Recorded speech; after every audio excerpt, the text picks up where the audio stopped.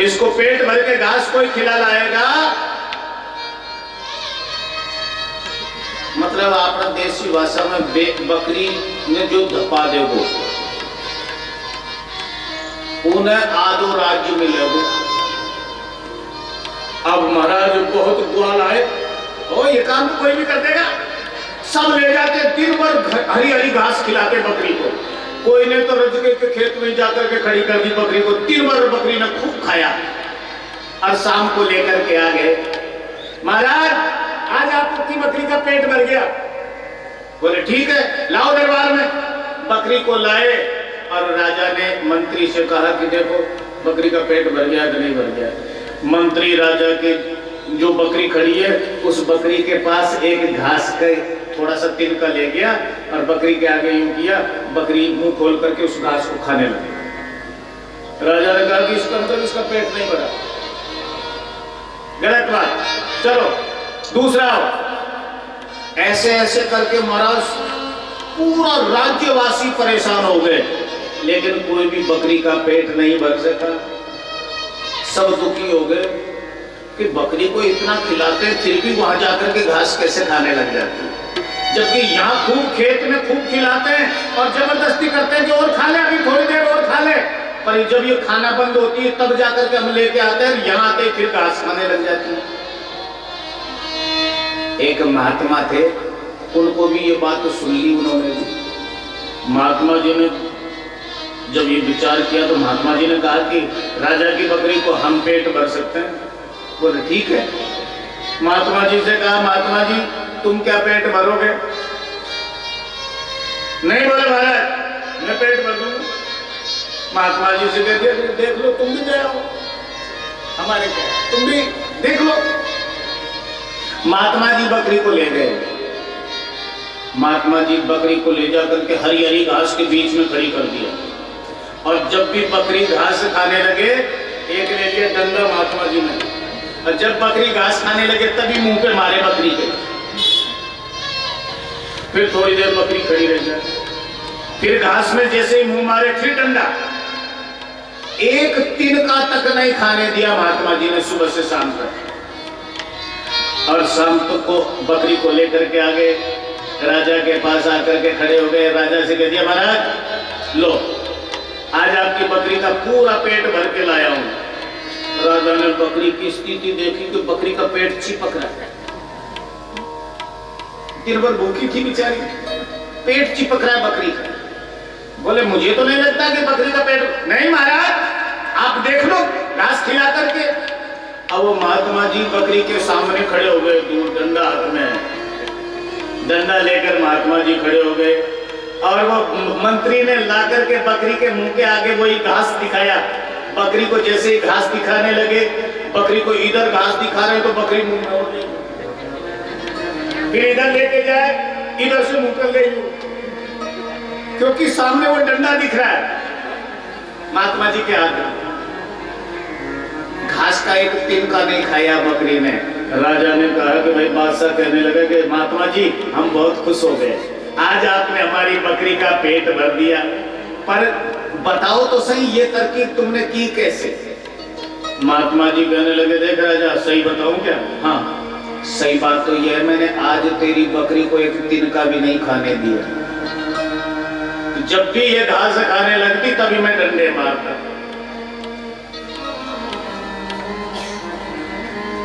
इसका मतलब क्या हुआ? मन हमारा अगर जा रहा है तो इस मन को डंडा मार करके वापस मुड़ा है। कहां जा रहा है? वापस बुलाओ मन को, नहीं वहां नहीं जाना है।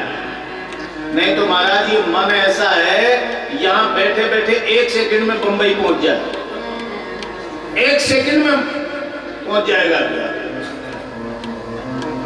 उस महात्मा की तरह डंडे मारो।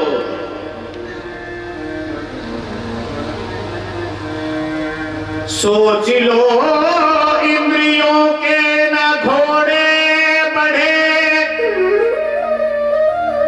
इन पे रोज ही संयम के कोड़े पड़े। इन इंद्रियों पर संयम के कोड़े मारो तो तो ये इंद्रियां अपने आप बस में हो जाएगी। इन इंद्रियों को परमात्मा की सेवा में लगाओगे, तब जाकर के तुम्हारी एकादशी का व्रत पूर्ण होगा।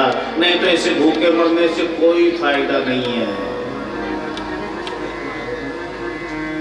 एकादश इंद्रियों को वश में करके रहो, और फिर द्वादशी के दिन भी एक समय ही भोजन करो। या नहीं सुबह सुबह ही नहाया, जल्दी जल्दी काय नहाया काय न नहाया, लारी ला काल तो 11 काल का भूखा मर गया, जब परसों दिन भी खाई थे रोटियां लिया।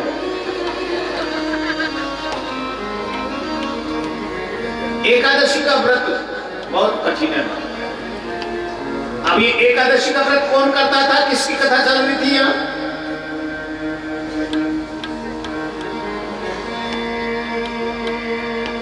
कौन से राजा की कथा चल रही? अम्बरीश राजा। अम्बरीश राजा एकादशी करते हैं।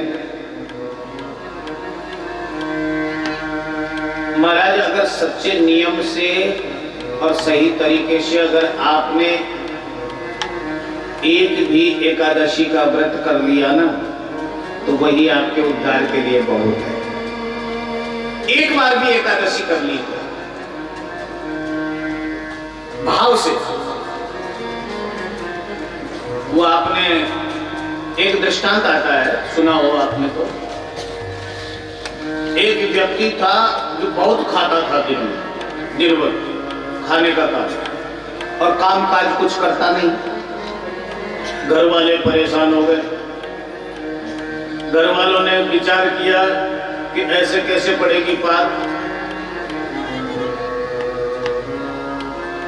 ये तो वही हो गया काम काज का दुश्मन अनाज का।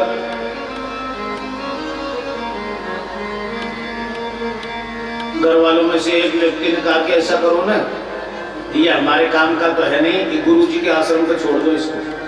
अब गुरु जी के आश्रम पे तो खूब आता है, आराम से आप वहाँ आश्रमों में महात्माओं के साथ पढ़ा रहेगा और खाता रहेगा। आश्रम भी ज्यादा दूर नहीं, पास में ही पढ़ाई तक, नदी पार करते नदी के किनारे पे महाराज जी का आश्रम को छोड़ जाओ, ठीक है। अब महात्मा जी के आश्रम पर उसको छोड़ दिया, अपने गुरु के आश्रम पर। गुरु जी से कहा, गुरु जी ये हमारा भाई है, अब यहाँ आपकी सेवा में ही रहेगा। बोले ठीक। वो व्यक्ति वहां रहता रहा। गुरु जी ये कभी भूल के भी भगवान का नाम नहीं लेता है, कुछ नहीं करता है, बहुत आलसी। कोई बात नहीं, गुरु जी के आश्रम पर छोड़ दिया। अब रोजाना गुरु जी के यहाँ पर बढ़िया चक्क बने, चक्क टिक्कड़ बने, चक्क भोजन बने, और भोजन पाकर के मस्त रहे। गुरु जी ने विचार किया कि कैसे काम चलेगा। चेला कुछ नहीं करता है, पर बड़े आनंद से रह रहा है।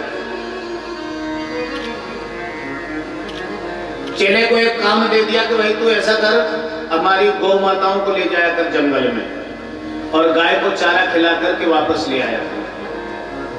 चेला गौचारण करने के लिए जाता है, गाय चराने जाता।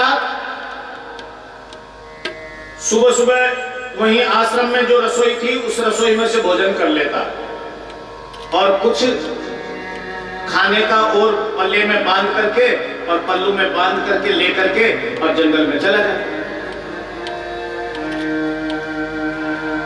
जंगल में भी जब समय मिलता, जब भूख लगती, जब खा लेता। यही काम दिन भर। अब एक दिन चेला सुबह सुबह रसोई में गया तो रसोई में कोई सतूना नहीं दिखा। रसोईदार से पूछा, क्यों जी आज कुछ खाने का सतूना नहीं? बोला भैया आज कुछ नहीं बनेगा, आज तो एकादशी है। चेले ने विचार किया कि एकादशी काय की, ये तो हमारे प्राणों का संकट हो गया। अब चेला धीरे धीरे से मरे से मन से गुरु जी के सामने जाके खड़ा हो गया।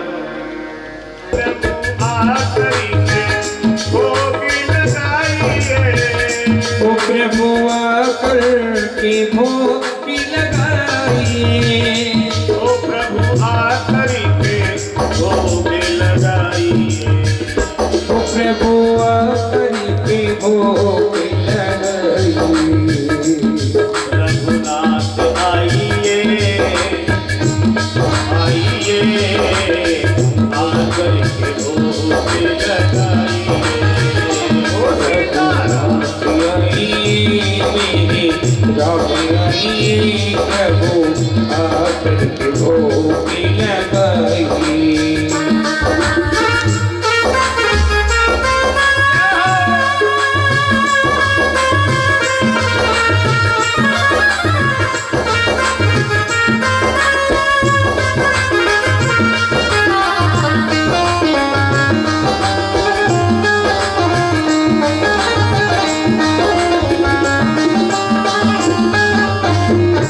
आइए प्रभु सीताराम जी महाराज पधारो, भोग लगाओ। मैं तेरे चरण कमलों में पशुपति पड़ा हूँ मैं तेरे चरण कमलों में पशुपति। जरा में हो मेरी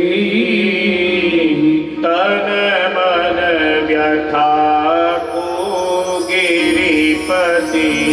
जरा देखो मेरी तन मन व्यथा को गिरिपति। शशि और गंगा की तरह मुझे को भी शरण दो। शशि और गंगा की तरह मुझको भी शरण दो। करो रक्षा मेरी विबुध जन की से सुमति दो। करो रक्षा शंभो विबुध जन की से सुमति दो। श्री शिवाय नमस्तुभ्यं। श्री शिवाय नमस्तुभ्यं। कोटि रुद्र संहिता। कोटि रुद्र संहिता में 12 ज्योतिर्लिंगों का वर्णन आता है। 12 ज्योतिर्लिंग जो 12 प्रसिद्ध ज्योतिर्लिंग है, इनका फल तो ये होता है महाराज, इन 12 ज्योतिर्लिंगों में से अगर एक भी ज्योतिर्लिंग का कोई दर्शन कर लेता है तो भगवान शंकर उस भक्त का सहज में ही उद्धार कर देते हैं। ये इन दर्शनों का प्रतिफल है। 12 ज्योतिर्लिंग। सौराष्ट्रे सोमनाथं च श्रीशैल्यं मल्लिकार्जुना। उज्जयिनीनां महाकालम् ओंकार परमेश्वरम्। केदारं परल्यां वैद्यनाथं च दाकिन्यां भीमशंकर। सेतु वन्दे तु रामेशं नागेशं दारुकावने। वाराणस्यं तु विश्वेशं त्र्यम्बकं गौतमी तटे। हिमालय तु केदारं कृष्णे तं तु शिवालये। एतानि ज्योतिर्लिङ्गानि सायं प्रातः पठेन्नरः। सप्तजन्मकृतं पापं स्मरणेन विनश्यति। ये श्लोक प्रभात काल में जगते ही इसी श्लोक का स्मरण करो, ये मान लो आपने पूरे 12 लिंगों का दर्शन कर लिया।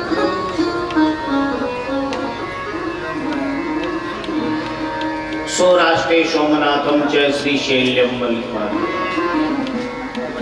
सौराष्ट्र में सोमनाथ भगवान। सौराष्ट्र का मतलब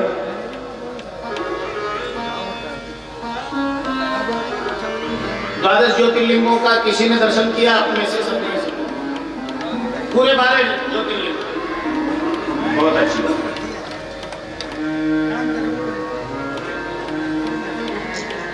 गुजरात में पहला ज्योतिर्लिंग है, गुजरात के काठियावाड़ क्षेत्र में। गुजरात के काठियावाड़ क्षेत्र में सोमनाथ भगवान का मंदिर है। ऐसा हुआ था, दक्ष प्रजापति ने चंद्रमा को श्राप दे दिया एक बार, क्योंकि दक्ष की 27 कन्याओं का विवाह दक्ष ने चंद्रमा के साथ में किया था। दक्ष की पत्नी थी 27, और ये 27 कन्याएं नक्षत्र के नाम से प्रसिद्ध है। अश्वनी, भरणी, कृतिका, रोहिणी आदि जो 27 नक्षत्र है वो दक्ष की पुत्रियां हैं और चंद्रमा की पत्नी हैं। लेकिन महाराज इन 27 कन्याओं में जो रोहिणी थी, ये रोहिणी सबसे सुंदर थी, सबसे अधिक सुंदर थी। तो चंद्रमा का भी इस रोहिणी के प्रति सबसे अधिक स्नेह था। सबसे अधिक समय रोहिणी के पास व्यतीत करते हैं चंद्रमा। तो बाकी की जो 26 बहनें हैं उनको कष्ट हुआ, और इन 26 बहनों ने जाकर के अपने पिताजी से कही, पिताजी तुम्हारे जो दामाद हैं वो हम 27 बहनों में भेद रखते हैं। हमारी जो बहन रोहिणी है उससे अधिक स्नेह करते हैं, अधिक प्रेम करते हैं, और हमसे कम करते हैं। ऐसा नहीं होना चाहिए। हम 27 अगर सगी बहनें हैं तो बराबर का स्नेह, बराबर का प्रेम उनको देना चाहिए। दक्ष ने आकर के चंद्रमा को समझाया। चंद्रमा ने कहा महाराज कोई बात नहीं, अब मैं आगे ध्यान रखूंगा। लेकिन महाराज चंद्रमा का तो वह स्वभाव ऐसा पड़ गया था, रोहिणी से दूर जाने का मन ही नहीं करता था। तो फिर भी उनकी वही स्थिति, अधिकतर समय वो रोहिणी के साथ में व्यतीत करती। दक्ष से आकर के फिर कहा कन्याओं ने, बोले पिताजी इन्होंने वह स्वभाव त्यागा नहीं है। दक्ष को क्रोध आ गया और दक्ष ने चंद्रमा को श्राप दे दिया, जाओ चंद्रमा, तुम अपनी सुंदरता के ऊपर इतने इठला रहे हो, तुमको सुंदरता का अभिमान है, जाओ मैं तुम्हें श्राप देता हूं, तुम्हारी कलाएं नित्य प्रति कम होती चली जाएगी, तुम्हारी कलाएं घट जाएगी। चंद्रमा ने श्राप दे दिया तो अब चंद्रमा क्या करता? चंद्रमा डरता डरता डरता और भगवान शंकर की शरण में गया, भगवान शंकर का स्तवन किया, भगवान शंकर से प्रार्थना की, हे प्रभु कृपा करो, कृपा सिंधु कृपा करो, करो रक्षा शंभो, विबुध जन की श्री सुमति दो। हे प्रभु मेरी रक्षा करो। भगवान आशुतोष कहने लगे, बोलो क्या बात है? बोले प्रभु मेरी कलाओं को क्षीण होने का श्राप दे दिया,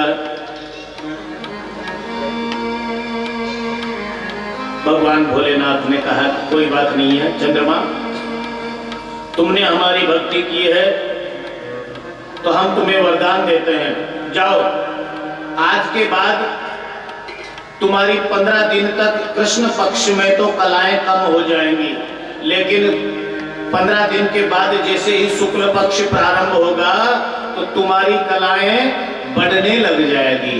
तो 15 दिन तक तो चंद्रमा की कला कम हो जाती है और 15 दिन तक चंद्रमा की कला बढ़ती है।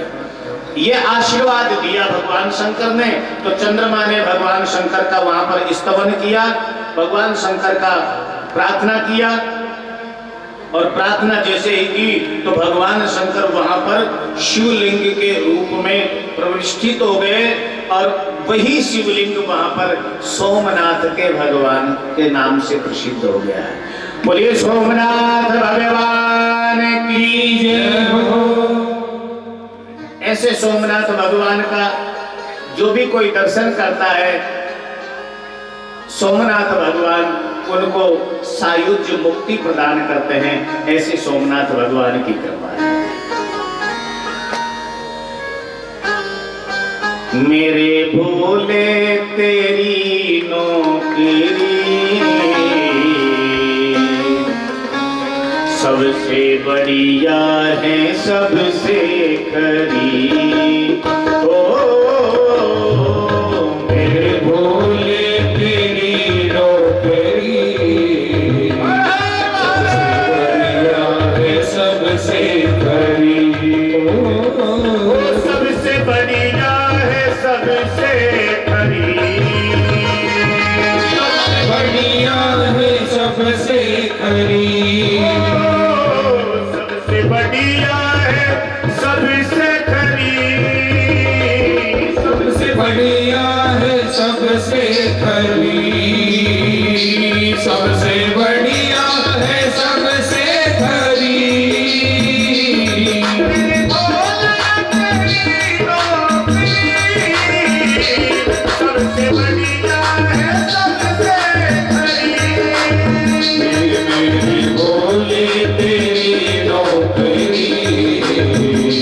सबसे बढ़िया है सबसे खरी।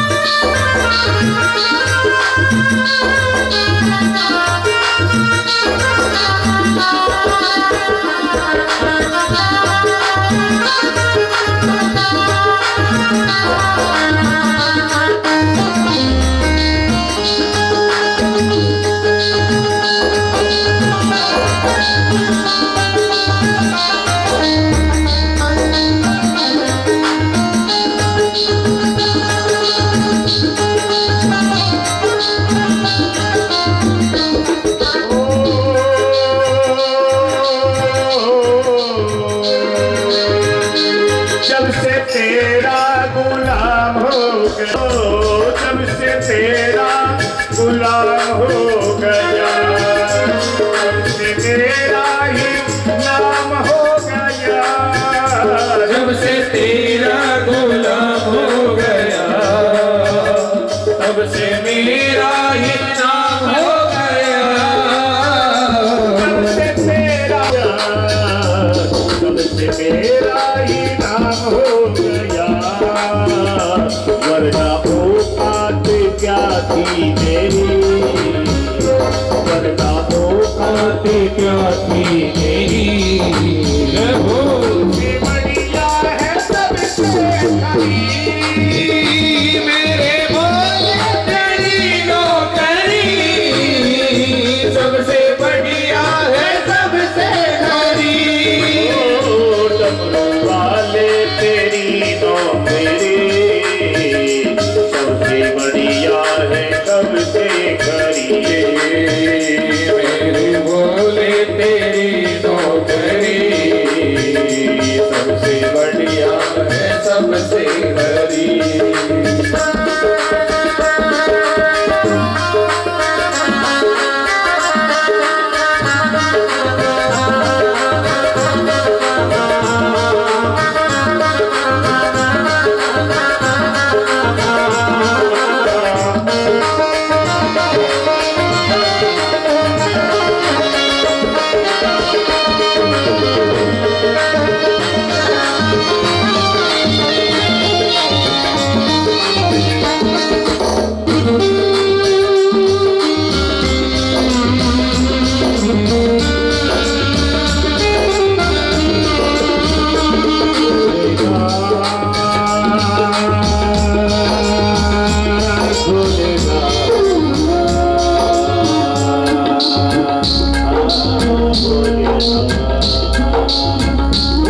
सबसे बढ़िया है सबसे खरी, सबसे बढ़िया है सबसे खरी, वो सबसे बढ़िया है सबसे खरी, सबसे बढ़िया है सबसे खरी, सबसे बढ़िया है सबसे खरी, हो सबसे बढ़िया है सबसे खरी। मेरे भोले तेरी नौकरी, सबसे बढ़िया है सबसे खरी, मेरे भोले तेरी नौकरी, सबसे बढ़िया है सबसे खरी, सबसे बढ़िया है सबसे बढ़िया है सबसे सबसे बढ़िया है बढ़िया है सबसे बढ़िया है। और स्कंद भगवान ने विचार किया है, मेरे माता पिता मुझसे प्रसन्न होकर के यहाँ पर आए हैं, उनको कष्ट हुआ तो माता और पिता का वहां पर पूजन किया है स्कंद भगवान ने। तो उस स्थान पर भगवान शंकर एक ज्योतिर्लिंग के रूप में प्रतिष्ठित हो गए। और भगवान शंकर कहते हैं, हे कार्तिक, हम तुमसे मिलने के लिए यहाँ पर 12 वर्ष में एक बार अवश्य आएंगे। 12 महीने में एक दिन तुमसे मिलने के लिए प्रति वर्ष आएंगे, और हमारा ये ज्योतिर्लिंग सदैव तुम्हारे यहाँ पर तुम्हारी रक्षा करता रहेगा। तो वही ज्योतिर्लिंग जो स्कंद भगवान ने पूजन किया है, मल्लिकार्जुन के साथ नाम से। भगवान शिव और पार्वती का दोनों का स्वरूप है उस ज्योतिर्लिंग में। शिव पार्वती, शिव और शिवा दोनों हैं उस ज्योतिर्लिंग में, इसलिए उसका नाम मल्लिकार्जुन हुआ है। बोलिए मल्लिकार्जुन भगवान की जय हो। जो भी कोई इन मल्लिकार्जुन भगवान का दर्शन करता है और इनका नाम उच्चारण करता है, भगवान आशुतोष, भगवान शंकर उनकी सारे मन की मनोकामनाओं को पूर्ण करता है, सारे कष्टों को मिटाता है। अगर उसके आज भी देखो, किसी के घर से अगर कोई व्यक्ति किसी के परिवार से बिछुड़ जाए, गायब हो जाए या हो जाते हैं ना व्यक्ति, तो मल्लिकार्जुन भगवान की पूजा करे, उनका ध्यान करे, उनका स्तवन करे, तो खोया हुआ व्यक्ति भी उस परिवार में आकर के मिल जाता है। ऐसा मल्लिकार्जुन भगवान का प्रभाव है। बोलिए आशुतोष भगवान की जय। प्राचीन काल की बात है,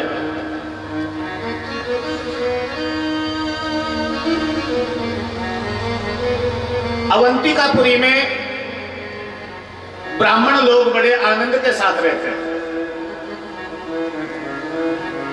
अवंतिकापुरी, अवंतिकापुरी कहां पर है? आप में से कोई जानता है अवंतिकापुरी?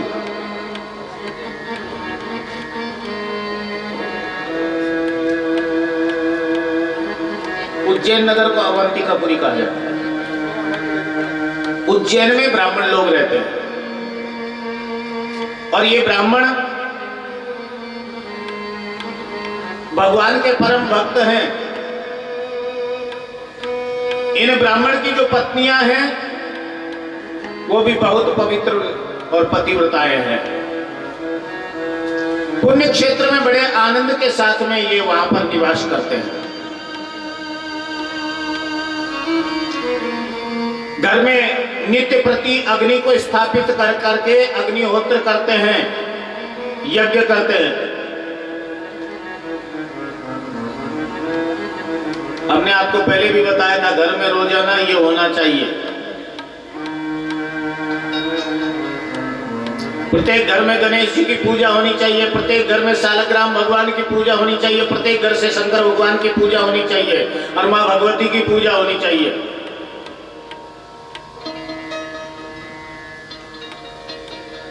प्रत्येक घर में भोजन जब भी बने तो सबसे पहले गौ माता का आहार निकलना चाहिए, गौग्रास निकलना चाहिए। उसके बाद भगवान को भोग लगना चाहिए। यहां तक कि घर में कोई भी वस्तु नई आवे, नवीन वस्तु लाए तो सबसे पहले भगवान को अर्पित करो। तदेव मस्तु गोविंदम, भगवान को समर्पित करो जो भी लाए। नई साड़ी अगर लाए हैं तो पहले भगवान को समर्पित करो, लो भगवान पहनो। नए कपड़े लाए हैं तो भगवान को समर्पित करो सबसे पहले। चिंता मत करो, आपके कपड़े पुराने नहीं होंगे, भगवान को पहनाने से पुराने नहीं होते। पहले भगवान को अर्पित करो। वाल्मीकि ऋषि से भगवान श्री रामचंद्र जी ने पूछा था रहने के लिए स्थान। जब वन में गए थे राम जी तो उन्होंने वाल्मीकि ऋषि से पूछा कि बोले महाराज हम कहाँ रहें? तो वाल्मीकि ऋषि ने 14 स्थान बताए थे राम जी को रहने के लिए। उनमें से एक स्थान ये भी है। कौन सा?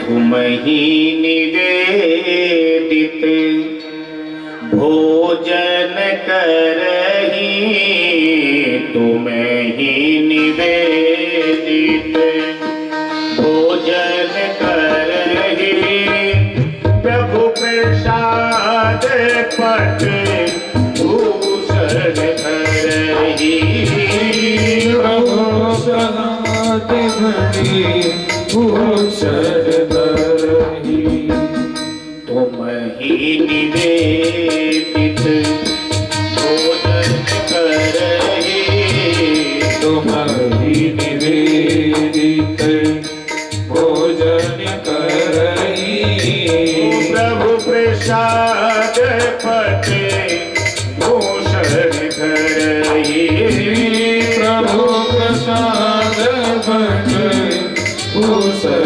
करही। जो भगवान को निवेदित करके भगवान को भोग लगा करके भोजन करता है, इस चौपाई कहती है हे भगवान, जो आपको निवेदित करके आपको भोग लगा करके भोजन करता है और जो आपको अर्पण करके वस्त्र आभूषण धारण करता है, तिनके ग्रह बसहु तुम रूरे। हे सीताराम भगवान, आप परिवार के सहित उनके घर में जाकर के निवास करो। तो आपको घर में अगर भगवान को निवास देना है, चिंता मत करो, आपके जितने कमरे हैं ना सब आपके काम आएंगे। भगवान ये नहीं कि एक कमरा भगवान रोक लेंगे, नहीं, सब आप ही काम लेंगे, लेकिन भगवान आपके घर में आकर के रहने लग जाएंगे। इसलिए भोजन जब भी बने रोजाना नित्य प्रति भगवान को भोग लगना चाहिए। जो भी वस्तु घर में आए पहले भगवान को अर्पित करना चाहिए, भगवान को समर्पित करना चाहिए। जो भी हो,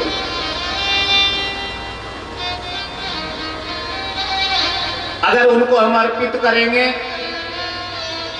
तो भगवान सब स्वीकार करके हमारे ऊपर बड़ी कृपा करते हैं। भाई ये तो कर ही सकते हैं। वैसे तो गृहस्थ का नियम है, रोजाना प्रत्येक गृहस्थ में यज्ञ होने चाहिए, अग्निहोत्र, ज्यादा भी नहीं ना तो चाहे 5 ही आहुति दो रोजाना देनी चाहिए। हर घर में यज्ञ होना चाहिए, लेकिन हम नहीं कर सकते। तो उससे अच्छा है, सबसे अच्छा है भगवान को भोग लगा दो। ये तो कर सकते हैं, गाय को रोटी दे दो, भगवान को भोग लगा दो, बस ये मान लो आपका अग्निहोत्र हो गया। जबकि नियम ये होना चाहिए, तर्पण होम करहि विधि नाना, दीप्र जिमाय देहि बहुदाना। रोजाना पितरों का तर्पण होना चाहिए, हवन होना चाहिए घर में और ब्राह्मणों को भोजन होना चाहिए। प्रत्येक घर से चाहे 1 रुपया दान का निकलो रोजाना।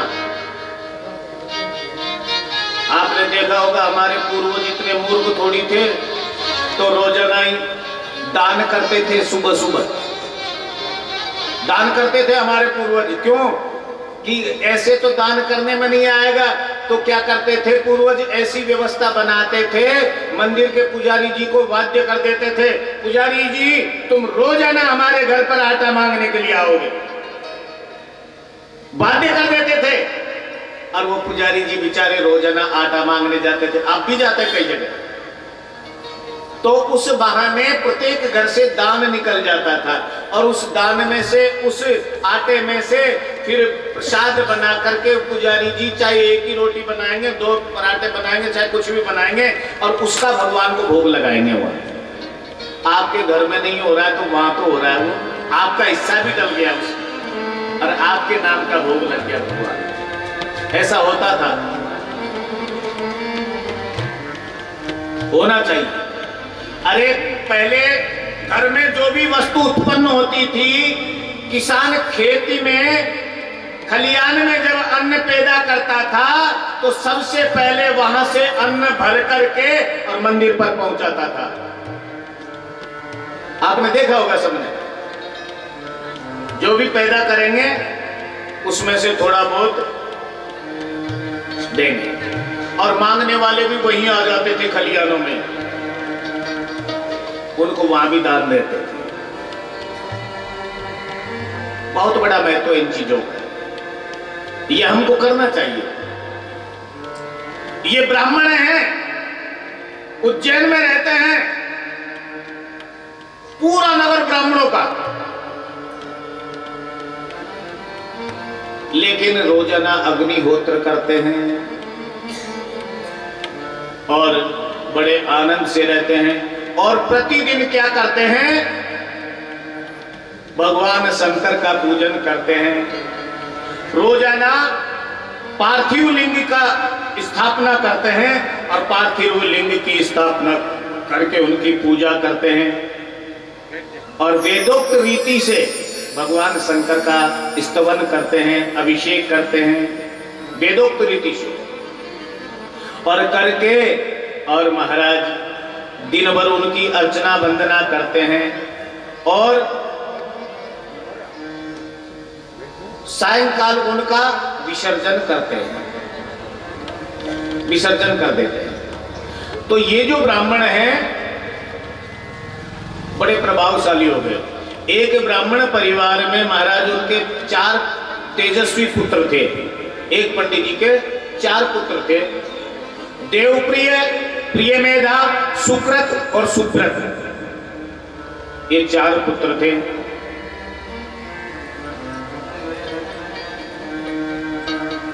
बड़े आनंद के साथ रहते थे, लेकिन उसी समय पर महाराज ऐसा हुआ, रत्नमाल नाम का पर्वत था, उसके ऊपर दूषण नाम का एक धर्मदेशी असुर रहता था, एक राक्षस। और उस राक्षस ने आकर के उन ब्राह्मणों के ऊपर आक्रमण कर दिया।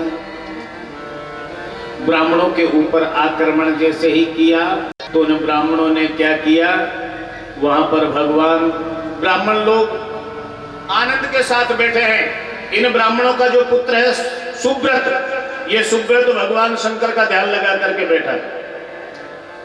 उसको राक्षस ने खूब सताया, पर सुब्रत अपनी पूजा से नहीं हटा कि मुझे तो भगवान का पूजा पूर्ण करना है, और पूजा करते हुए वहां से उस स्थान से नहीं हटा।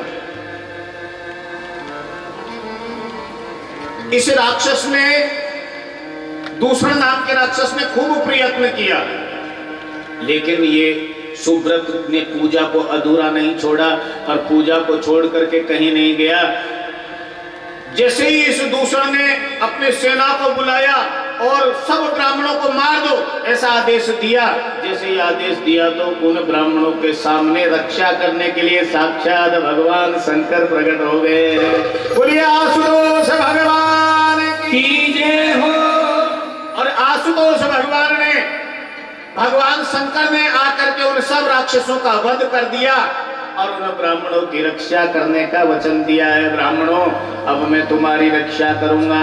और ब्राह्मण लोग कहने लगे, बोले महाराज आप रक्षा तो करोगे, लेकिन आपको जब तक हम पुकारे तब तक आप पता नहीं आ सको या नहीं आ सको। बोले चिंता मत करो, मैं आज से तुम्हारे मध्य में यहीं पर ज्योतिर्लिंग के रूप में प्रतिष्ठित रहूंगा।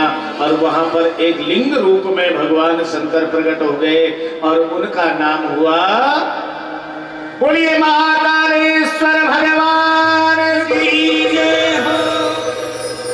जो दूषण जैसे दुष्ट काल रूप बन करके ब्राह्मणों के यहाँ पर आए थे, उनका वध करने के लिए भगवान शंकर महाकाल के रूप में प्रकट हो गए हैं। अरे बाबा महाकाल की नगरी बड़ी प्यारी लागे, बड़ी प्यारी लागे, माने प्यारो प्यारो सिफराजी को पानी लागे।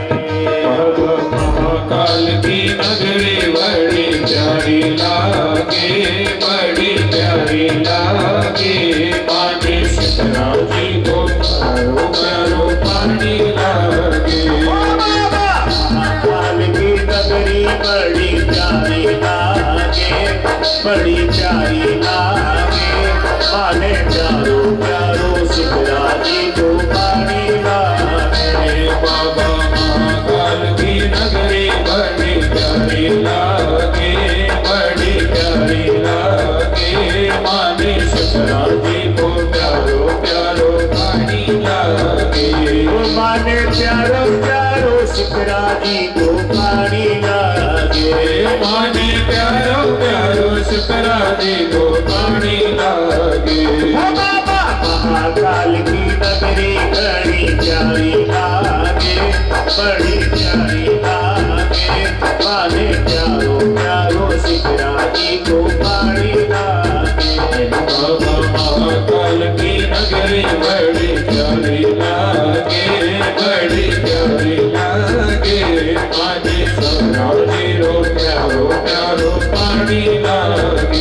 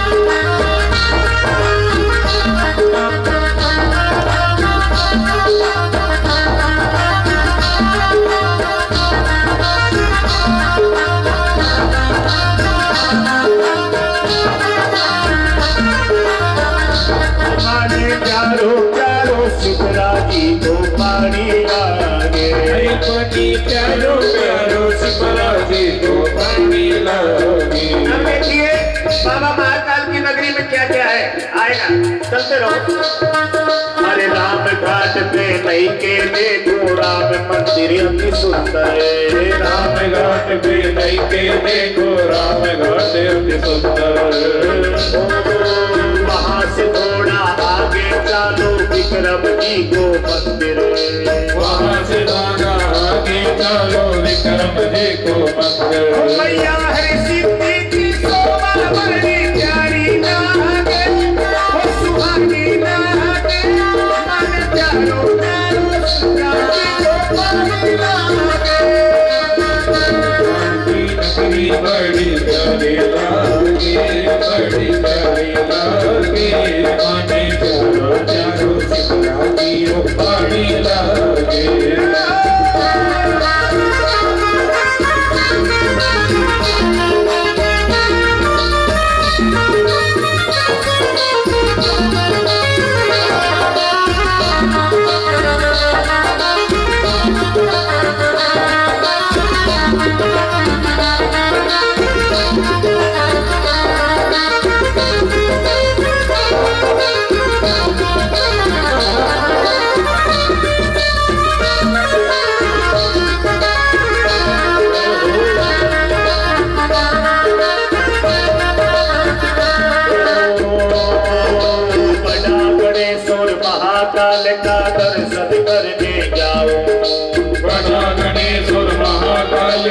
दर्शन करते जाओ। जी बड़ा गणेश और महाकाल का दर्शन करने जाओ। हर बड़ा गणेश और महाकाल का दर्शन करने जाओ। बीच बाजार में खड़ो कन्हैया जी के शरणे पाओ। हर बीच बाजार में खड़ो कन्हैया जी के शरणे जाओ। बीच बाजार में खड़ो कन्हैया जी के शरणे पाओ। हर बीच बाजार में खड़ो कन्हैया जी के शरणे आओ।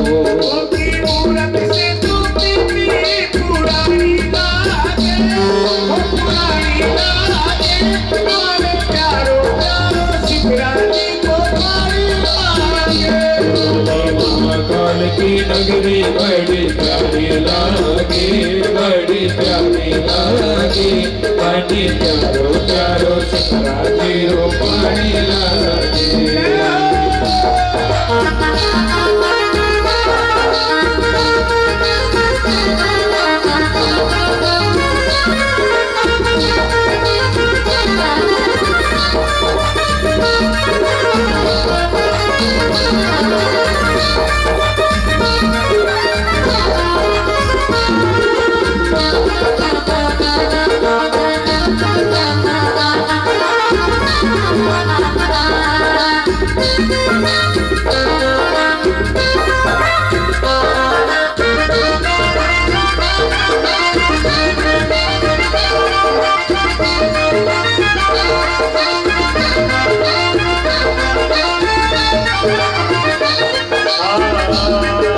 चिंतामणि में गढ़काल का दर्शन करने जाऊं।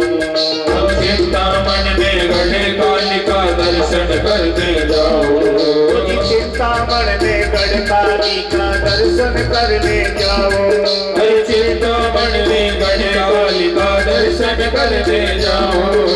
सिद्धनाथ और मंगलनाथ पे जाके शीश झुकाओ।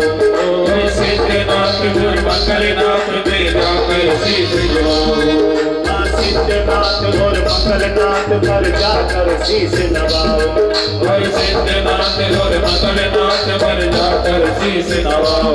काल भैरव की वही वाली वाली लागे, वाली वाली लागे, मन प्यारो प्यारो शिवरानी को प्यारी लागे। महाकाल की नगरी बड़ी प्यारी लागे, बड़ी प्यारी लागे। माने प्यारो प्यारो शिवरानी रो पानी लागे। महाकाल की नगरी बड़ी प्यारी लागे, रूपानी लागे, मन प्यारो प्यारो शिवरानी को प्यारी लागे। हरि ओम, हरि ओम, हरि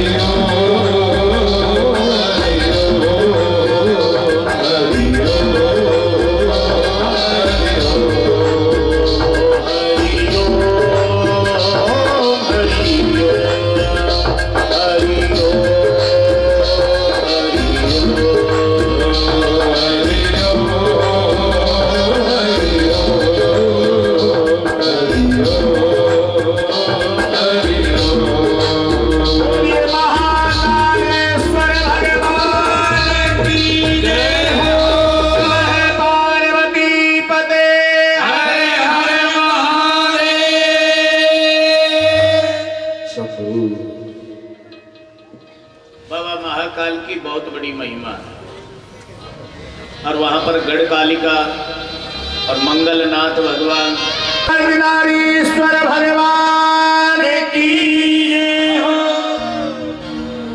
अर्धनारीश्वर भगवान का दर्शन करेंगे। पहले सभी अपने स्थान पर बैठेंगे और स्थान पर बैठ करके एकाग्र चित्त से ध्यान मग्न होकर के ध्यान लगाएंगे भगवान का। शरणागति बैठ जाइए, सब जहां भी है वहां बैठ जाइए। बड़ा हूँ मैं तेरे चरण कमलों में पशुपति। जरा देखो मेरी तन मन व्यथा गिरिपति या देखो मेरी तन मन व्यथा तरह मुझको भी शरण लो शशि और गंगा की तरह मुझको भी शरण लो करो रक्षा शंभो विबुध जन की सुमति दो शंभो विबुध जन की नमस्तुभ्यं श्री शिवाय नमस्तुभ्यं। आइए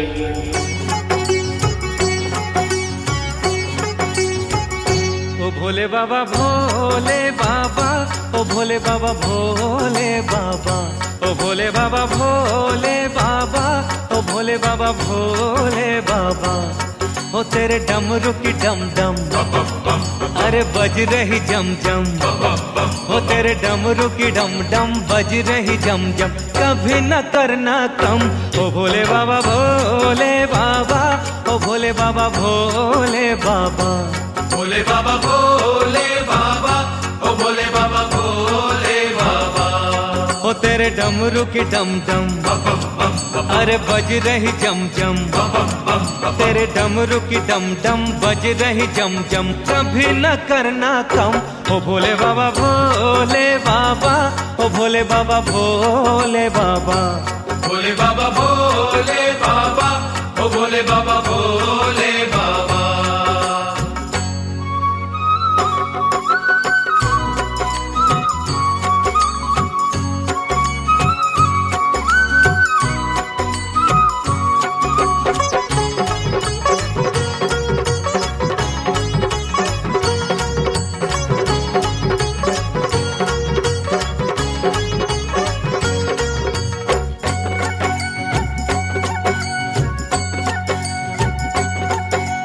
जब भी तरंग में आके डमरू तुम हो बजाते, डमरू की डम डम पे सारे जग को नचाते।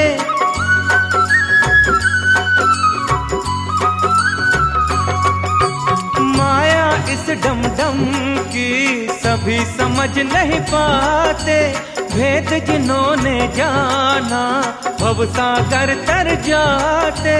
इसी नाद का डंका बाजे, इसी नाद का डंका बाजे, इसी के सारे करम। ओ भोले बाबा भोले बाबा, ओ भोले बाबा भोले बाबा, ओ भोले बाबा भोले बाबा।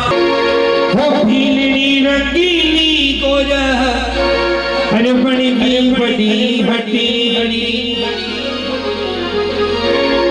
हरी भोला को मनड़ो मोयो रे भीलड़ी रंगीली।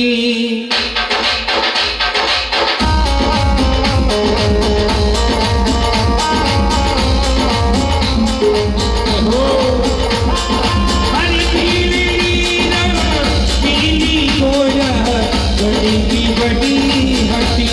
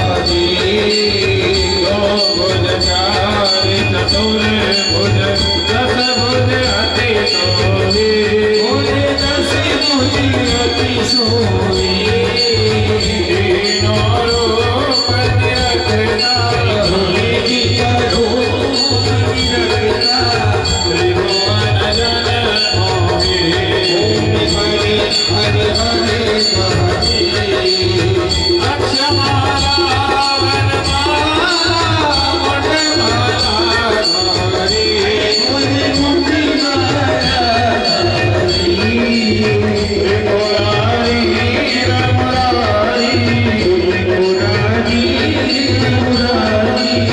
कर कमलाधारी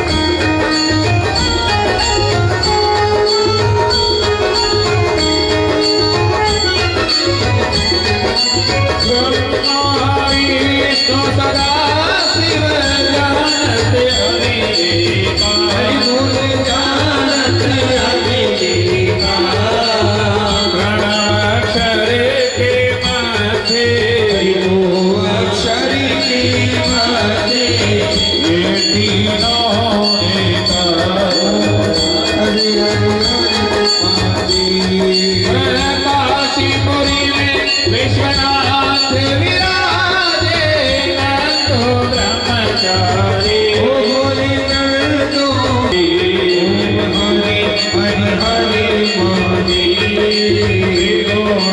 स्वामी की आरती जो कोई नर गावे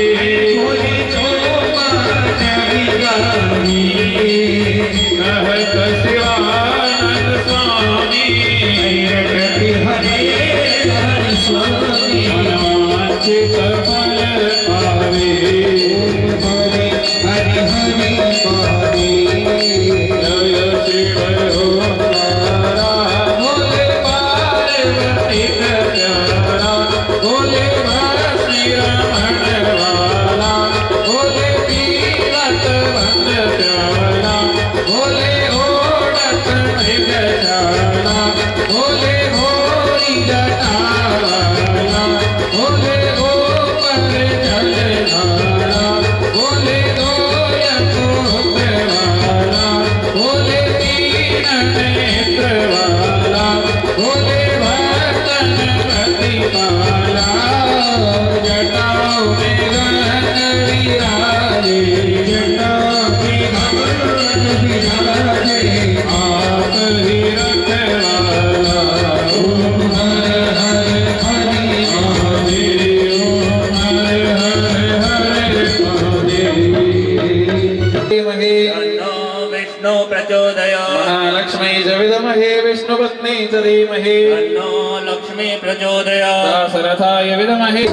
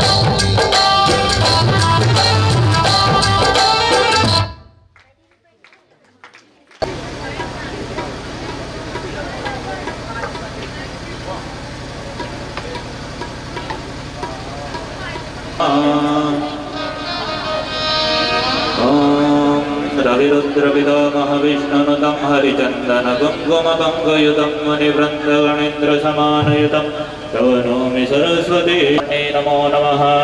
अक्षराणि समर्पयामि पञ्चोपचारैः सम्पूज्यः षोडशोपचारैः सम्पूज्यः।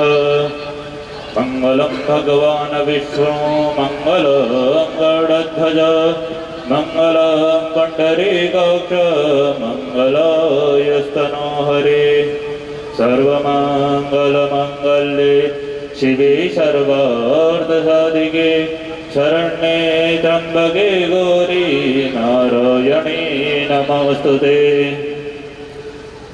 श्रीश्चदेशे या श्री स्वयं सुगतिनां भवनेष्वलक्ष्मी पद्मनां कृतधियां हृदये सुबुद्धि श्रद्धा सदाङ्गुलजनां प्रभवशलज्ज त्वं तं नतोऽस्म परिपालय देवि विश्वम्।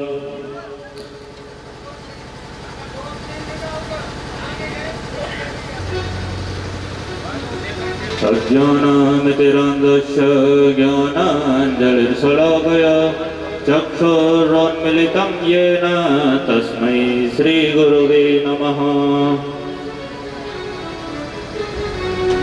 नमो ब्रह्मण्यदेवाय गोब्रह्मण्यहिताय च जगद्विदाय कृष्णाय गोविन्दाय नमो नमः।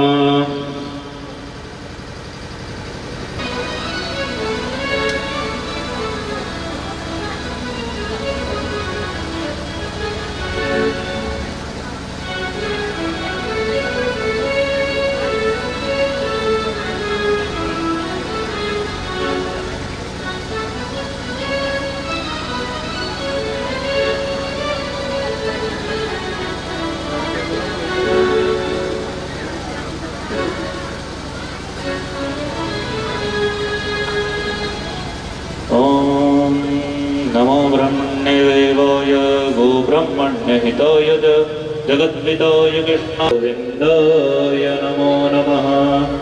आकाशाद्पतितं तोयं यथा गच्छति सागरं सर्वदेश्वर्यै नमो नमः। कर्पूर्विघोरं करुणावतारं संसारिसारं भजति।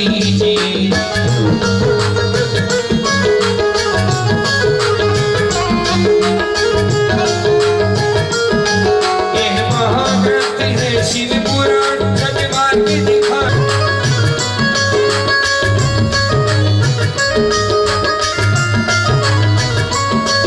ये महाग्रंथ है शिव पुराण सत्यमार्ग दिखाने वाला बिगड़ी को बनाने वाला।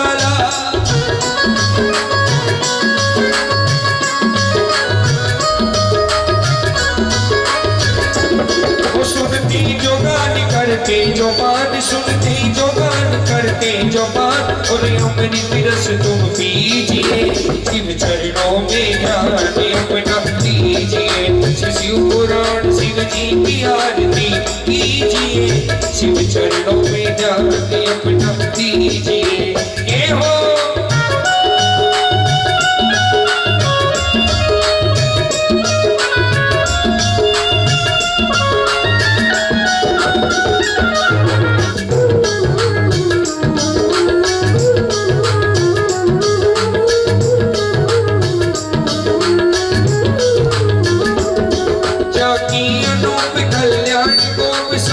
मन को ये भाए मन मंदिर में बस जाए जाकी अनूप कल्याण को सबके मन को ये भाए मन मंदिर में बस जाए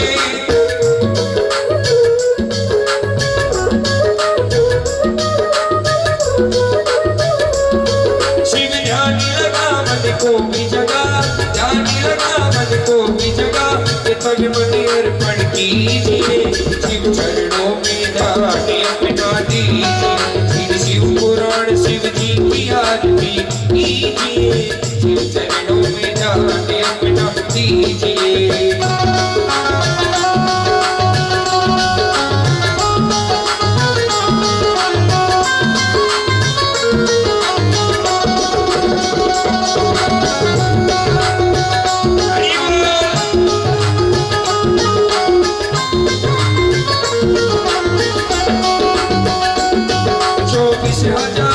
लोग सारिए पवन ग्रंथ कहाए शिव की महिमा बतलाए 24,000 श्लोक सारिए पवन ग्रंथ कहाए शिव की महिमा बतलाए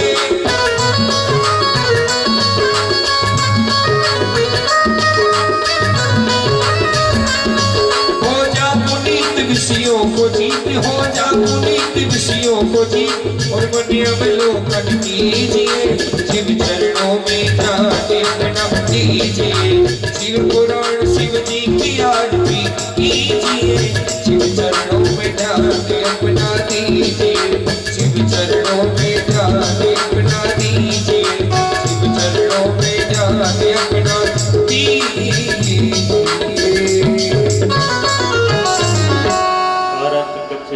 देवादिवंदनं स्वात्मादिवंदनम् अस्तु प्रक्षाल्यः मन्त्रपुष्पाञ्जलिर्विद्वः ॐ द्योः शान्तिरन्तरिक्षगं शान्तिः प्रतिरेधि जजेन जजयमयजन्त देवास्तानि धर्माणि प्रथमान्यासन् तेह नाग महिमानः सचन्त यत्र पूर्वे साध्याः सन्ति देवाः ॐ एकदन्ताय विद्महे शिवाय धीमहि तन्नो रुद्र प्रचोदयात् नानासुगन्धिपुष्पाणि यथा कालोद्भवानि च पुष्पाञ्जलिर्मया दत्तां गृहाण शिवशङ्कर साङ्गाय सपरिवाराय सायुधा शक्तिगाः शवानाय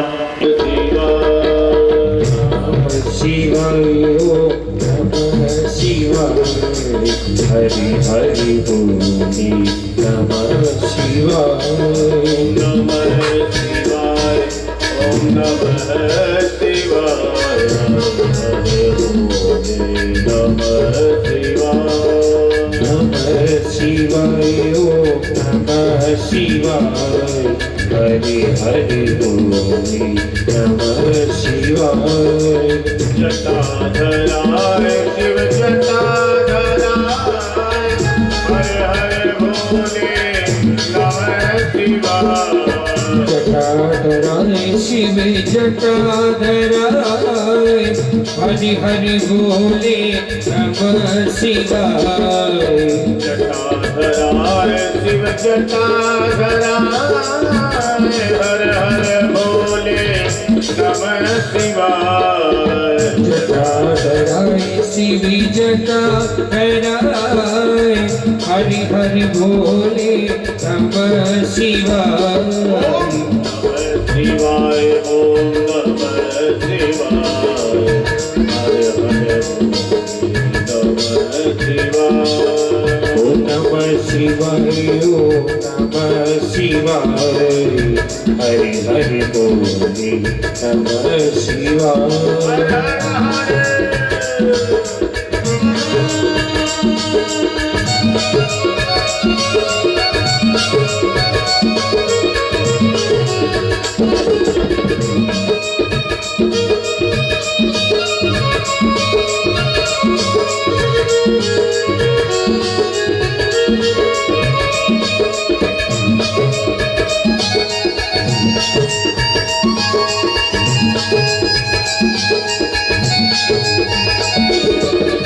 गंगाधराय शिव गंगाधरा हर हर भोले नमः शिवाय। गंगाधराय शिव गंगाधराय हरि हरि बोले नमः शिवाय। गंगाधराय शिव गंगाधराय हर हर भोले नमः शिवाय।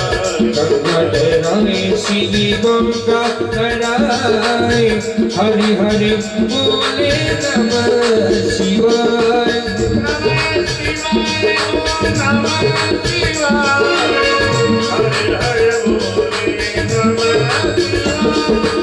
नमः शिवाय बोलो नमः शिवाय हरि हरि बोले नमः शिवाय।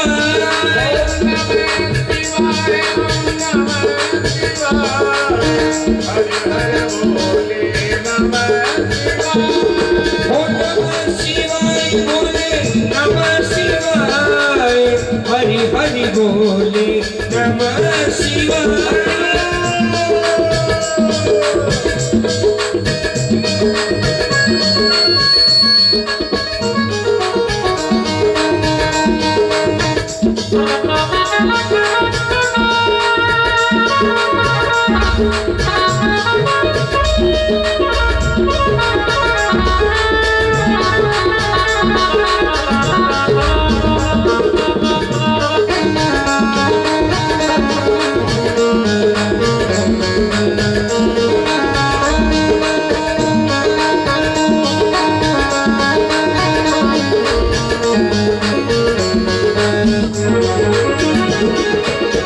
नमः शिवाय ओम नमः शिवाय शिवाय ओम नमः शिवाय।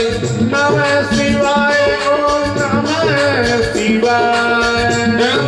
नमः शिवाय ओम नमः शिवाय।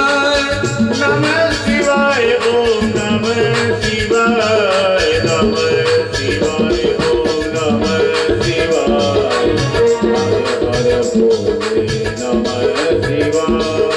ओम नमः शिवाय ओम नमः शिवाय हरि हरि बोले नमः शिवाय। नमः शिवाय ओम नमः शिवाय।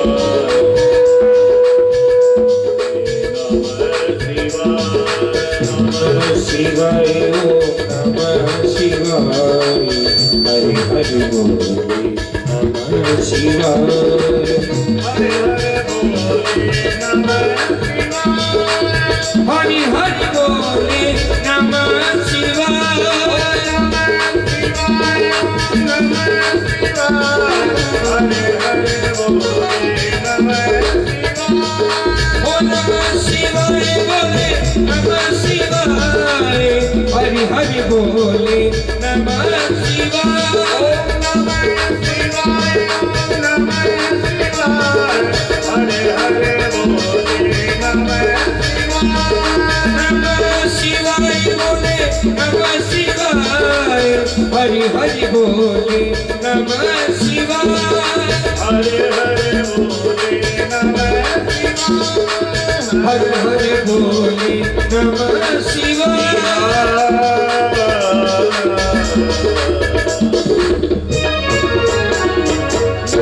पार्वती पते हरे हरि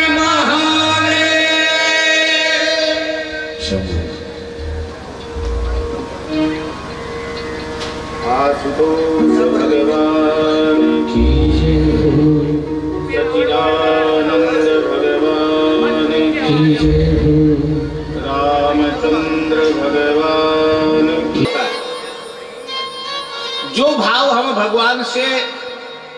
रखेंगे, उसी भाव के अनुसार भगवान हमारे सामने प्रकट होंगे। ये सत्य बात है।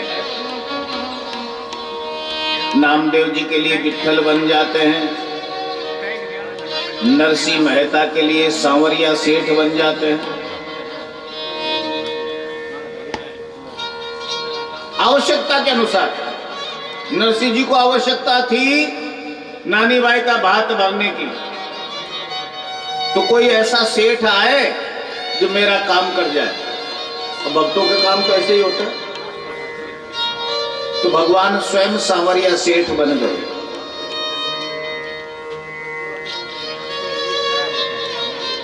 द्वारिका से दौड़ करके चले आए।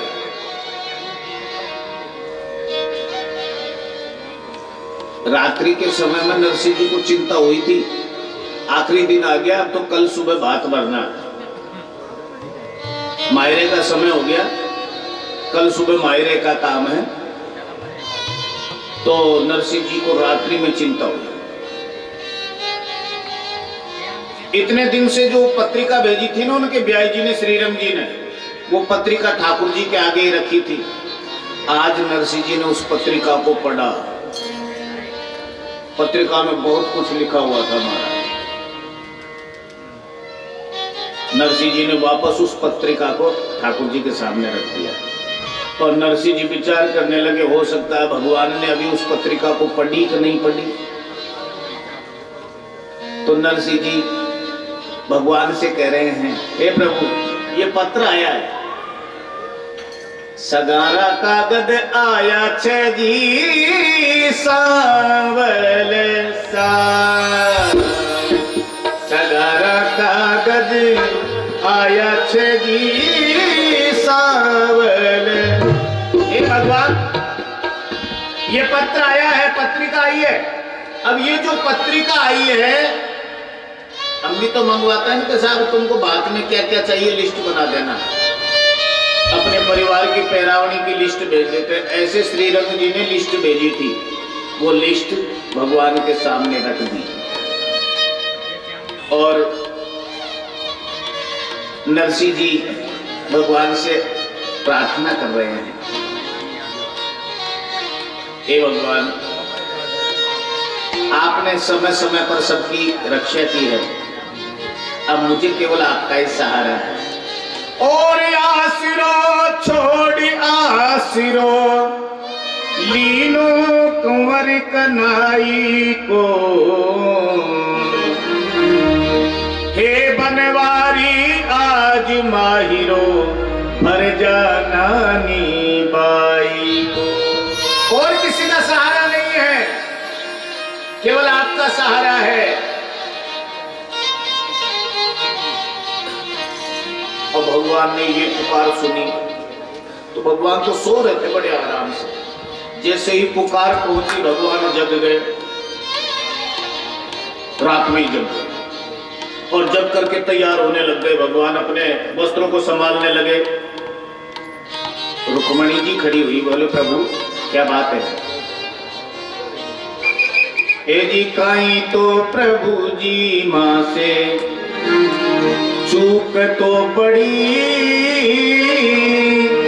अरे काची तो निंद्रा में कैया जागिया हरी, वो काची तो निंद्रा में कैया जागिया हरी। राधा और रुक्मण जी खम्बा खम्बा ही करे, राधा और रुक्मण जी खम्बा खम्बा ही करे। हरि का वो सिरवा पे चंवर झूले, हरि जी का सिरा पे वो चंवर झूले। राधा रुक्मण जो भी पटरानियां थी हाथ जोड़ करके खड़ी हो गई, क्षमा घनी महाराज, मां से काई चूक हुई जो आप कच्ची नींद में आधी रात पे जग गए।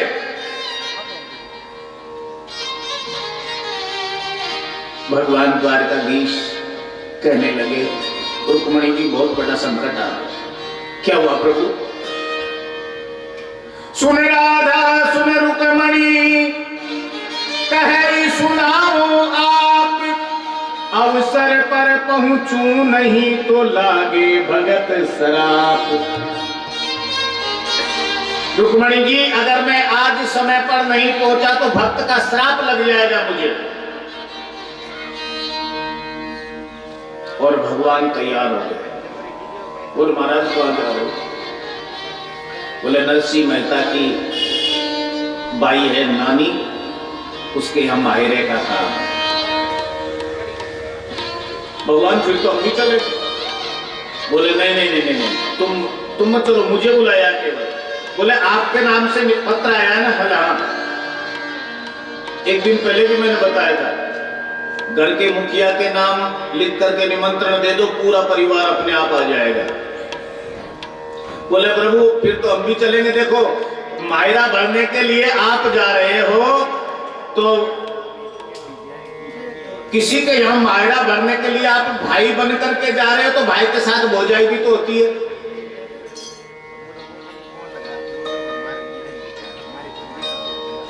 अगर हमको नहीं लेकर के जाओगे तो वहां की जो अंजार शहर की महिलाएं गीत गाएंगी, वो कैसे गाएंगी?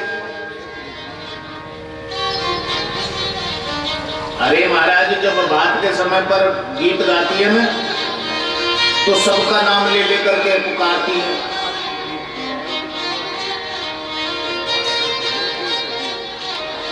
एक लो मत आजो बीरा, गाती है ना माता। तो आप हमको लेकर के चलो।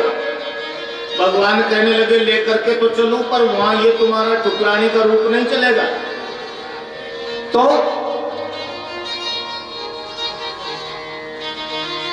नानी बाई का सासू जी का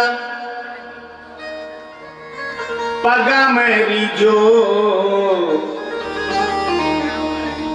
अरे नानी बाई की ननदूली सुंदरताई री जो।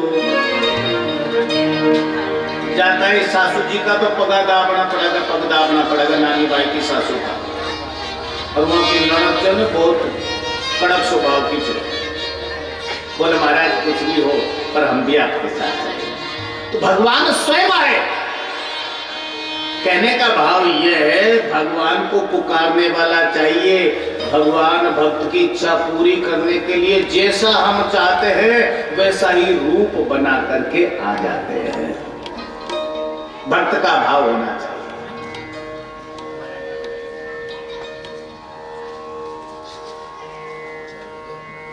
कल की कथा में हम भगवान शंकर के 12 ज्योतिर्लिंगों का वर्णन सुन रहे थे।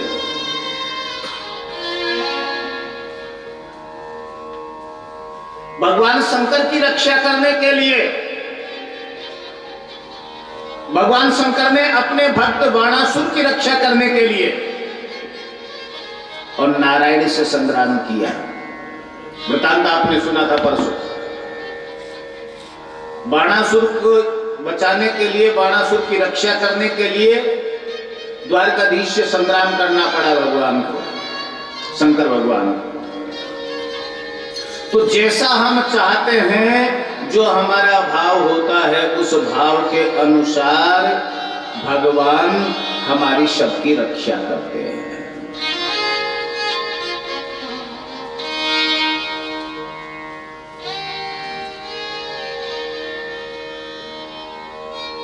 आपको किसी को ध्यान है कि कल कितने ज्योतिर्लिंगों की कथा सुनी थी हमने?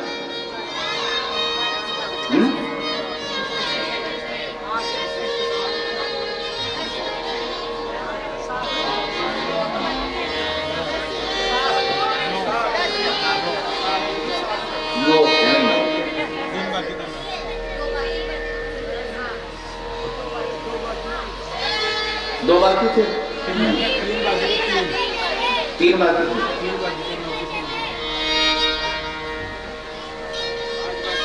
3 बाकी थे। बिल्कुल, बहुत अच्छा ध्यान है। 3 बाकी थे। 9 ज्योतिर्लिंगों की कथा हमने कल से की। 10वें ज्योतिर्लिंग के रूप में भगवान का प्रादुर्भाव हुआ है वेद्यनाथेश्वर भगवान। बोले वेद्यनाथ भगवान की जय हो। और ये वेद्यनाथ भगवान का प्राकट्य कैसे हुआ? आपने सुना होगा भगवान शंकर का परम भक्त हुआ रावण, जिसने सिर काट काट करके भगवान शिव को प्रसन्न किया, सिर काट काट करके उनके ऊपर चढ़ा दिया भगवान के शिव के ऊपर। तो भगवान शंकर ने रावण को 10 सिर दे दिए, 10 सिर प्रदान कर दिए।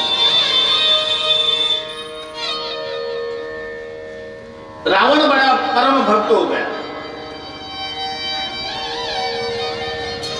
एक बार रावण कैलाश पर्वत पर गया और कैलाश पर्वत पर जाकर के भगवान शंकर का स्तवन करने लगा है, वंदन करने लगा, पूजन करने लगा, अर्चना करने लगा। आइए अम्मी एक बार भगवान शंकर की शरणागति ग्रहण करें, सावधान होकर के थोड़ा बैठे, जिससे कथा फिर आगे चलाएंगे। क्योंकि अभी केवल मात्र 10% लोगों का ध्यान है कथा में केवल, तो ध्यान को केंद्रित करें और भगवान की शरणागति धारण करें। बड़ा हूं मैं तेरे चरण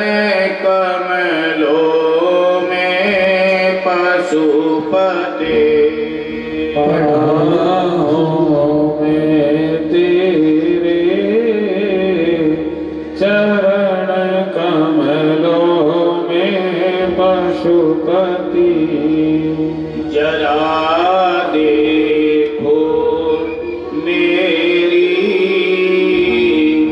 तन मन व्यथा को गिरिपति, जरा देखो मेरी तन मन व्यथा को गिरिपति। शशि और गंगा की तरह मुझको भी शरण लो, शशि और गंगा की तरह मुझको भी शरण लो। करो रक्षा विबुध जन की से सुमति दो, करो रक्षा शंभो विबुध जन की सी सुमति दो। श्री शिवाय नमस्तुभ्यं, श्री शिवाय नमस्तुभ्यं। नमः पार्वती पते हर हर महादेव। रावण बड़े भाव से कैलाश पर्वत पर भगवान शंकर की पूजा करता है, उनका स्तवन करता है। भगवान शंकर भी बड़े प्रसन्न हैं और आज तो विशेष पूजा की है रावण ने, इसलिए भगवान शंकर कहते हैं, बोले दशानन हम तुम्हारी पूजा से बड़े प्रसन्न हैं, वरदान मांगो, वरदान मांगो। रावण कहने लगा, बोले प्रभु वरदान और कुछ नहीं चाहिए, एक इच्छा है मेरी। क्या?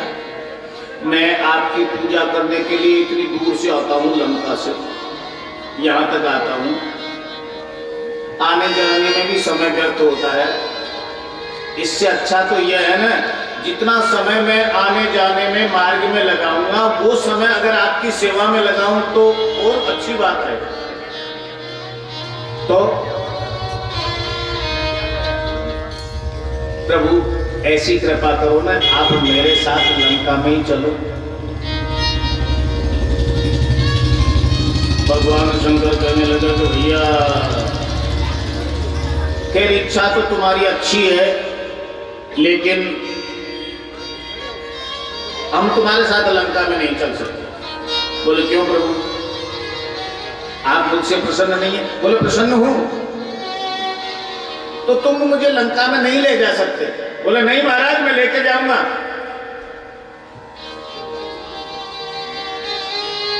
अब भगवान शंकर की इच्छा नहीं थी वहां से जाने की। भगवान शंकर नहीं चाहते कि मैं लंका में जाऊं, क्योंकि भगवान शंकर जानते हैं कि आने वाले समय में मेरे इष्ट देव प्रभु श्री राम का ये शत्रु बनेगा और मैं इसकी लंका में रहूंगा तो राम जी इसकी लंका पर चढ़ाई नहीं कर सकते। इसलिए भगवान शंकर लंका में जाना नहीं चाहते और रावण भगवान को लंका में ले जाना चाहता। बोले प्रभु आपको चलना पड़ेगा हमारे साथ। ठीक, कोई बात नहीं।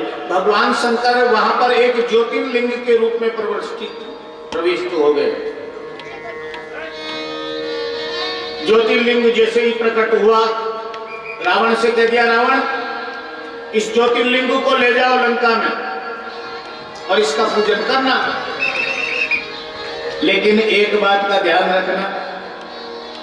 बोले महाराज किस बात का? इस मेरी मूर्ति को अगर तुमने मार्ग में कहीं पर रख दिया तो फिर ये मूर्ति तुमसे नहीं उठेगी, मैं वहीं पर स्थापित हो जाऊंगा। बोले नहीं महाराज मैं क्यों रखूंगा, मैं तो बहुत बलवान हूं, 20 भुजाएं हैं और इतना सा ये ज्योतिर्लिंग, इतना सा मूर्ति नहीं उठेगी क्या? बोले ठीक है ले जाओ। अब मूर्ति को रावण ने उठा लिया और उठा करके ले जाने लगा। इतने में भगवान शंकर ने विचार किया कि अब हम तो कुछ कर नहीं सकते, ये मेरा भगत है, इसका अहित मैं कैसे करूं? भगवान नारायण से कहा, बोले हे नारायण तुम कोई युक्ति करो जिससे रावण मुझे लंका में नहीं ले जा सकते। और रावण पैदल पैदल चलता चलता चलता चलता जा रहा है। मार्ग में उसे लघु शंका सताई, चारों तरफ देखने लगा और विचार किया कि भगवान शंकर ने कहा कि रख मत देना कहीं, नहीं तो मैं वहीं रह जाऊंगा। अब यहाँ रख करके अगर मैं लघु शंका करने लगूंगा तो ये यहीं रह जाएगा,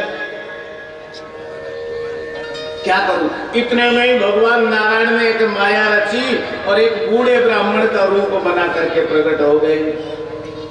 और जैसे बूढ़े ब्राह्मण को देखा रावण ने बुलाया, ओ पंडित जी यहाँ आओ। बोलो भैया पंडित जी आप ऐसा करो, थोड़ी देर के लिए जो ये मूर्ति है भगवान शंकर की, इस मूर्ति को आप अपने हाथों में लेकर के यहाँ पर खड़े रहें, थोड़ी समय के लिए कष्ट दूंगा मैं आपको, फिर मैं पुनः आपसे ले लूंगा। भगवान कहने लगे कि भैया देखो मूर्ति अगर भारी हो तो मेरा शरीर बुढ़ापे का है, मुझसे ज्यादा वजन रोका नहीं जाएगा। बोले चिंता मत करो कोई वजन नहीं है इसमें।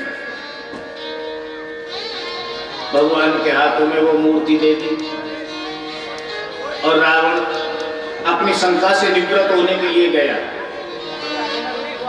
भगवान ने अवसर देखा, एक बार आवाज लगाई, भैया जल्दी आ जाओ नहीं तो मैं रख रहा हूं मूर्ति को। कोई प्रत्युत्तर नहीं आया। भैया जल्दी आ जाओ नहीं तो रख रहा हूं मैं मूर्ति को।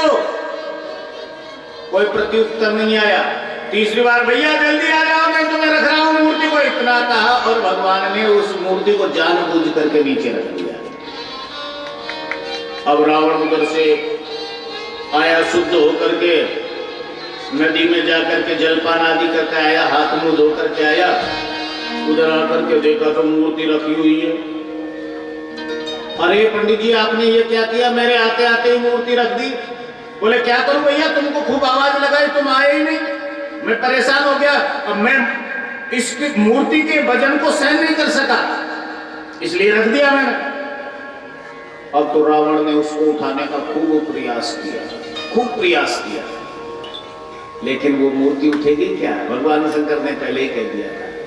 तो वह मूर्ति वहीं पर स्थापित हो गई और वैद्यनाथ के नाम से वह मूर्ति आज भी संसार में ज्योतिर्लिंग के रूप में पूजवा रही है। बोलिए वैद्यनाथ भगवान की जय। मेरे भोला तेरी नौकरी सबसे बढ़िया है सबसे करीब। तेरी भोला तेरी नौकरी सबसे बढ़िया है सबसे खरी। वो सबसे बढ़िया है सबसे खरी, सबसे बढ़िया है सबसे खरी, सबसे बढ़िया है सबसे खरी, वो सबसे बढ़िया है सबसे खरी। सबसे बढ़िया है सबसे खरी, सबसे बढ़िया है सबसे खरी।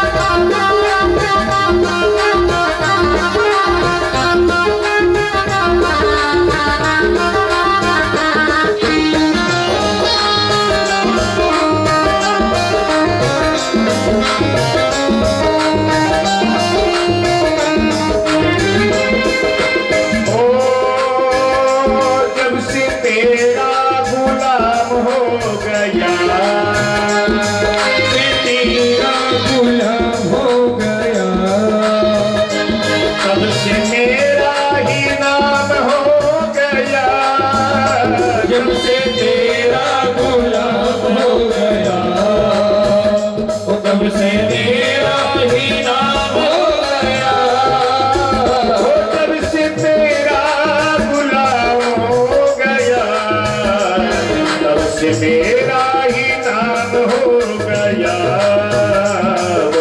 बातें क्या थी मेरी, सबसे बढ़िया है सबसे खरी, मेरी बाबा तेरी नौकरी, सबसे बढ़िया है सबसे खरी।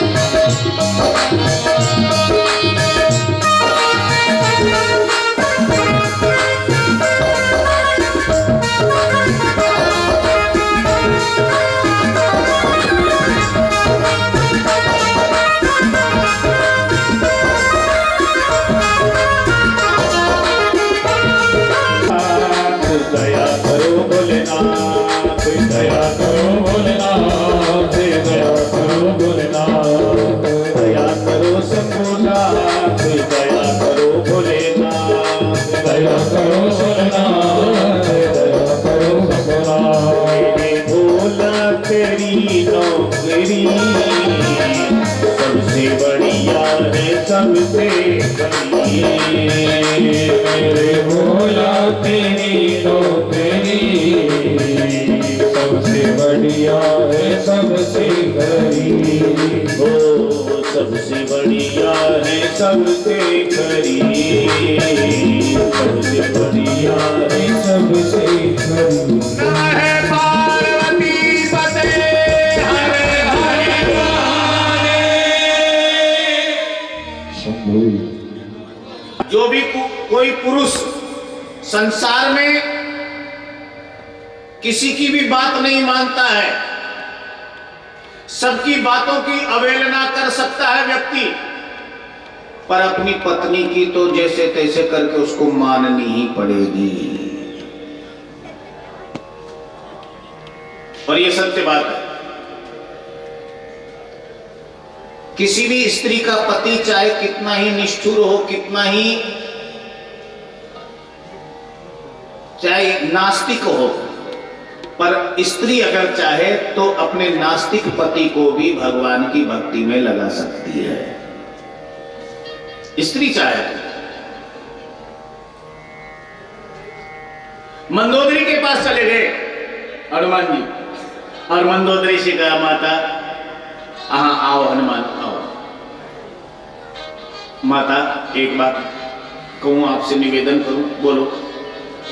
हमारे प्रभु श्री राम जी है ना, वो भगवान शंकर की स्थापना करना चाहते हैं और महाराज रावण को आचार्य बनाना चाहते हैं। अब आपकी क्या इच्छा है? आप ही जानो। मैं तो ये जो निमंत्रण है ना आचार्य का, आचार्य पद का जो निमंत्रण है, ये माता जी आपको दे करके जा रहा हूं। आप जानो और आपका काम जानो। मंदोदरी ने वो निमंत्रण ले लिया निमंत्रण स्वीकार कर लिया और मंदोदरी ने कह दिया, हनुमान चिंता मत करो, तुम्हारा कार्य अवश्य सफल होगा। अब महाराज रावण दरबार से जैसे ही सायंकाल वेला में आए, मंदोदरी जी लंकापति रावण को भोजन करवा रही है। अब देखो, माताओं की कोई भी फरमाइश होती है ना, तो विशेष उसी समय पर कही जाती है फरमाइश। भोजन करवा रही है बड़े प्रेम से, आनंद से, और भोजन करवाते करवाते मंदोदरी कह रही है, सीधा नहीं कहा, डायरेक्ट ये नहीं कहा कि आप वहां जाइए, तो क्या कहा है? बोले जी प्रभु, आपका वंश ब्राह्मण वंश है ना? हाँ। बोले हम कुलस्थ ऋषि के नाती हैं, कुलस्थ ऋषि के वंशज हैं, पक्के ब्राह्मण हैं, असली ब्राह्मण हैं, ब्राह्मण हैं। हाँ बोले असली ब्राह्मण हैं, और हम पंडित हैं, ब्राह्मण हैं। बोले मुझे तो नहीं लगता। क्यों? घर के ही पंडित मानो आप, घर में ही ब्राह्मण बन लो, घर में ही पंडित बन लो।